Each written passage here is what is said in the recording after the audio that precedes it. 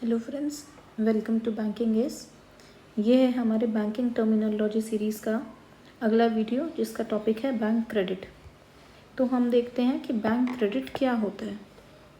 Bank credit वो total amount of money है जो बैंक किसी को उधार देता है, ठीक है, लेंड करता है। अभी किसी उधार देता है तो कुछ बिजनेसेस होंगे, बड़े छोटे, वो सभी इंडिविजुअल्स यानी कि मैं, आप, हमारे जैसे लोग, और गवर्नमेंट्स यानी सरकारें। अभी इसमें आ जाती है स्टेट गवर्नमेंट हो या सेंट्रल गवर्नमेंट हो, ये सभी।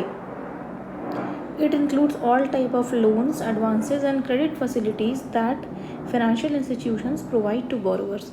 इसमें सभी तरह की क्रेडिट फैसिलिटीज़ आती हैं जो कोई भी फाइनेंशियल इंस्टीट्यूशन, आइदर वो बैंक हो या NBFCs हो, ये प्रोवाइड कर रही हैं बोरोवर्स को।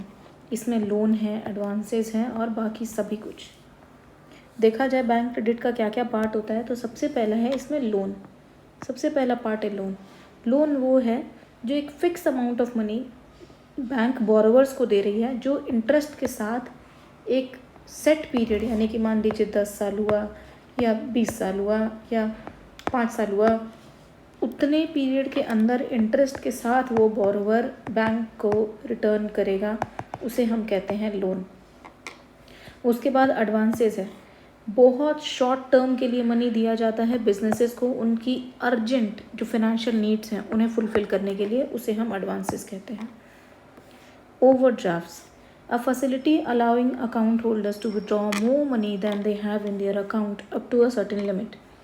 एक पर्टिकुलर लिमिट तक, पकड़िए आप 50,000 हुआ या 1 लाख हुआ या 10,000 ही हुआ, तो किसी भी एक अकाउंट में, मान लीजिए ABC बैंक है, उसमें मेरा एक अकाउंट है, उस अकाउंट में मैंने 5,000 रुपये रख रखे हैं और मेरे को उसी अकाउंट में बैंक ने ओवरड्राफ्ट दे रखा है 10,000 का, तो मैं उस अकाउंट से 15,000 रुपये तक जब भी ज़रूरत हो निकाल सकती हूँ। यानी कि मेरे 5,000 और बैंक के दिए 10,000, टोटल 15,000 मेरी जब ज़रूरत होगी मैं निकाल सकती हूँ। इसे हम कहते हैं ओवरड्राफ्ट। यानी कि एक पर्टिकुलर लिमिट तक जितने पैसे हैं मेरे पास, उससे ज़्यादा निकालने का कैपेबिलिटी किसी कस्टमर को देना, वो होता है overdraft.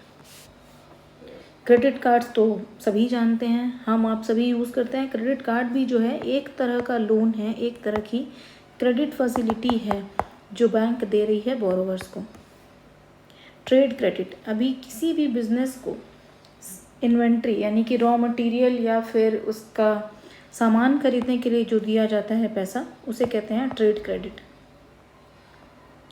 Importance of bank credit, bank credit का क्या इंपॉर्टेंस है, क्या ज़रूरत है इसकी, क्या इसका महत्व है।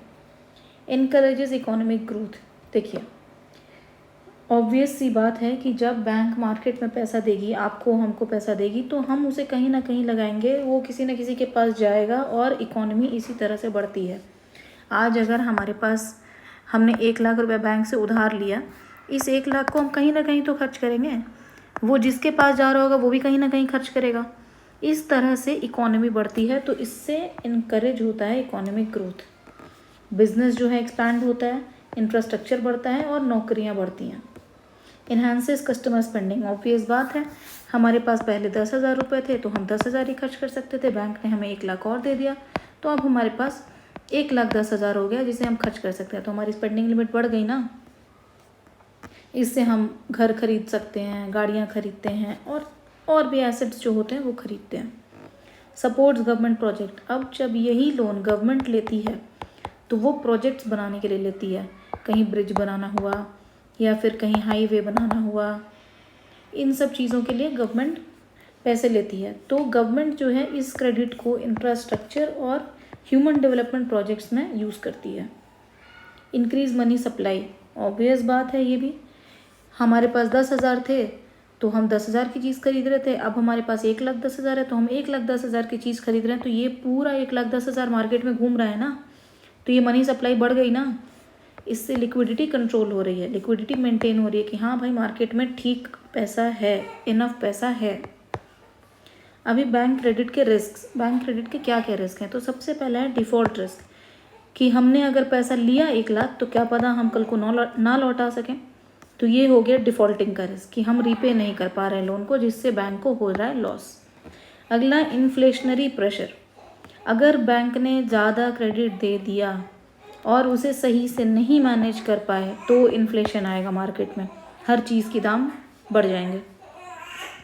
उसके बाद है फिनेंशियल क्राइसिस, अगर यही इन्फ्लेशन बढ़ता चला गया तो क्राइसिस आएगा मार्केट में, जैसा 2008 में आया था।